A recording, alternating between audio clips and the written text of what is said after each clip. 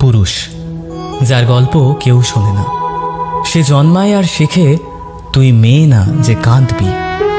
তাই ছোটবেলা থেকেই ও শিখে যায় কিভাবে কান্না চেপে রাখতে হয়, কিভাবে ভাঙা মন নিয়ে ঠিকঠাক হেসে যেতে হয়। সে বড় হয়, স্বপ্ন ছিল হয়তো গান গাওয়ার, ছবি আঁকার, বই লেখার, কিন্তু বাস্তব বলে আগে টাকা রোজগার কর। স্বপ্ন তখন ধীরে ধীরে ফিকে হয়ে যায়, কারণ সে পুরুষ, তাকে সংসার চালাতে হয়। সে প্রেমে পড়ে, ভালোবাসে, যত্ন নেয়, সব কিছু দিয়ে দেয়। তবু যদি ভুল করে তাকেই দোষী করা হয়, কারণ সবাই ভাবে পুরুষ তো ভালোবাসায় সিরিয়াস হয় না। সে বাবা হয়, ভাই হয়, বন্ধু হয়, প্রতিটি সম্পর্কে সে নিস্তব্ধ ভরসা। সে নিজে কাঁদে না, কিন্তু কারোর চোখে জল এলে পুরো পৃথিবীর সাথে লড়তে পারে।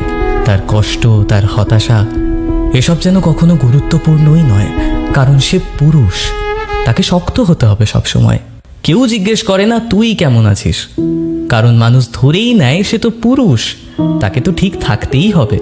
কিন্তু রাতের বেলা যখন আলো নিভে যায়, তখন সেই পুরুষ একা বিছানায় শুয়ে ভাবে, আমারও তো ইচ্ছে করে কেউ একটু আমায় জড়িয়ে ধরে জিজ্ঞাসা করুক তুই কেমন আছিস।